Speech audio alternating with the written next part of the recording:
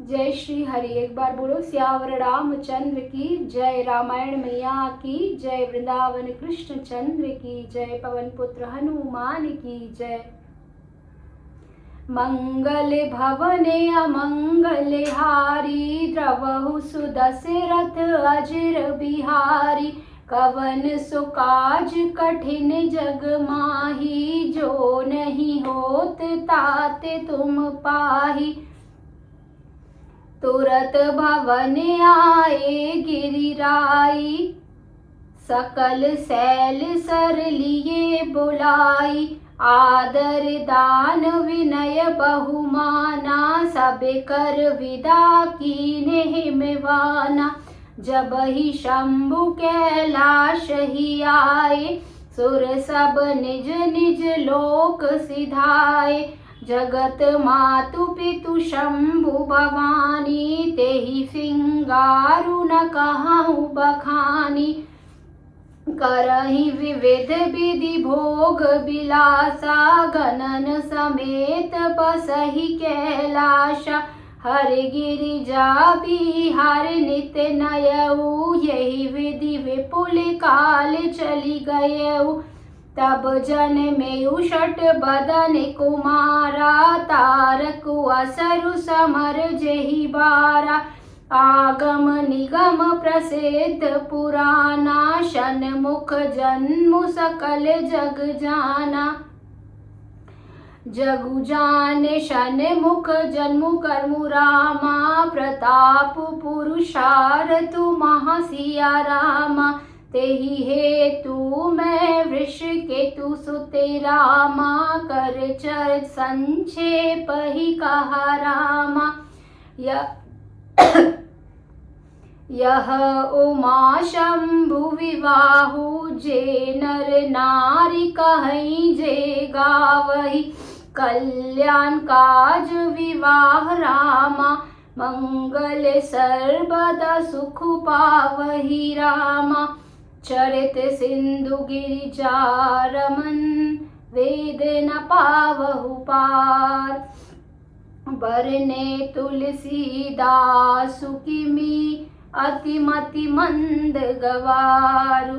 शंभु चरित सुनि सरस सुहावा, भरद्वाज मुनि अति सुख पावा।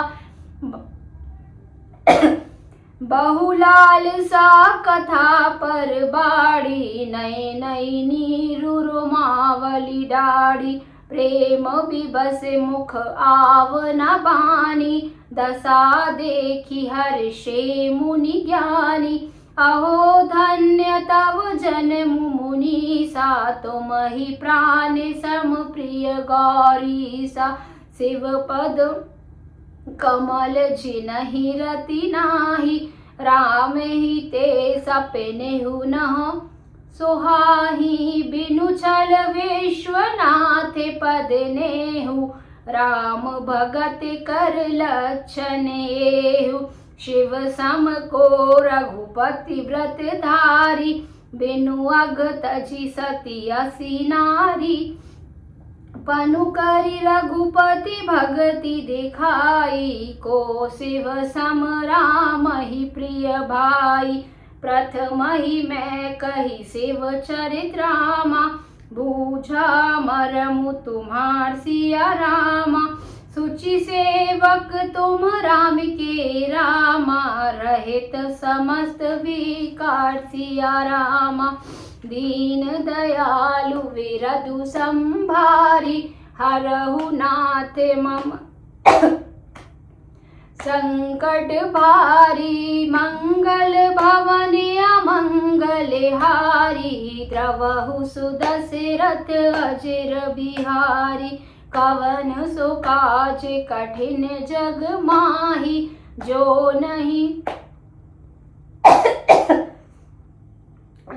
नहीं होते ताते तुम पाही। आइए अब एक बार बोलो सियावर रामचंद्र की जय। आइए अब जानते हैं इसके अर्थ को। तब हिमवान अत्यंत प्रेम से शिव जी को पहुंचाने के लिए साथ चले। वृषकेतु ने बहुत तरह से उन्हें संतोष कराकर विदा किया। पर्वतराज हिमाचल तुरंत घर आए और उन्होंने सब पर्वतों और सरोवरों को बुलाया। हिमवान ने आदर, दान, विनय और बहुत सम्मान पूर्वक सबकी विदाई की। जब शिवजी कैलाश पर्वत पर पहुंचे तो सब देवता अपने अपने लोकों को चले गए। तुलसीदास जी कहते हैं कि पार्वती और शिव जी जगत के माता पिता हैं, इसलिए मैं उनके श्रृंगार का वर्णन नहीं करता। शिव पार्वती विविध प्रकार के भोग विलास करते हुए अपने गणों सहित कैलाश पर रहने लगे। वे नित्य नए विहार करते थे। इस प्रकार बहुत समय बीत गया। तब 6 मुख वाले पुत्र स्वामी कार्तिक का जन्म हुआ, जिन्होंने बड़े होने पर युद्ध में तारकासुर को मारा। वेद, शास्त्र और पुराणों में स्वामी कार्तिक के जन्म की कथा प्रसिद्ध है और सारा जगत उसे जानता है। षडानन अर्थात स्वामी कार्तिक के जन्म, कर्म, प्रताप और महान पुरुषार्थ को सारा जगत जानता है। इसलिए मैंने वृषकेतु अर्थात शिव जी के पुत्र का चरित्र संक्षेप से ही कहा है। शिव पार्वती के विवाह की इस कथा को जो स्त्री पुरुष कहेंगे और गाएंगे, वे कल्याण के कार्य और विवाहों आदि मंगलों में सदा सुख पावेंगे। गिरिजापति महादेव जी का चरित्र समुद्र के समान अपार है, उसका पार वेद भी नहीं पाते। तब अत्यंत मंद बुद्धि और गवार तुलसीदास उसका वर्णन कैसे कर सकता है। शिव जी के रसीले और सुहावने चरित्र को सुनकर मुनि भरद्वाज जी ने बहुत ही सुख पाया। कथा सुनने की उनकी लालसा बहुत बढ़ गई। नेत्रों से जल भर आया और रोमावली खड़ी हो गई। वे प्रेम में मुग्ध हो गए। मुख से वाणी नहीं निकलती। उनकी यह दशा देखकर ज्ञानी मुनि याज्ञवल्क्य के बहुत प्रसन्न हुए और बोले, हे मुनीश, तुम्हारा जन्म धन्य है। तुमको गौरीपति शिव जी के प्राणों तुम्हारा जन्म धन्य है। तुमको गौरीपति शिव जी प्राणों के समान प्रिय हैं। शिव जी के चरण कमलों में जिनकी प्रीति नहीं है, वे श्री रामचंद्र जी को स्वप्न में भी अच्छे नहीं लगते। विश्वनाथ, श्री शिव जी के चरणों में निष्कपट अर्थात विशुद्ध प्रेम होना, यही राम भक्त का लक्षण है। शिव जी के समान रघुनाथ जी की भक्ति का व्रत धारण करने वाला कौन है, जिन्होंने बिना ही पाप के सती जैसी स्त्री को त्याग दिया और प्रतिज्ञा करके श्री रघुनाथ जी की भक्ति को दिखा दिया। हे भाई, श्री रामचंद्र जी को शिव जी के समान और कौन प्यारा है। मैंने पहले ही शिव जी का चरित्र कहकर तुम्हारा भेद समझ लिया। तुम श्री रामचंद्र जी के पवित्र सेवक हो और समस्त दोषों से रहित हो। एक बार बोलो सियावर रामचंद्र की जय। रामायण मैया की जय। वृंदावन कृष्ण चंद्र की जय।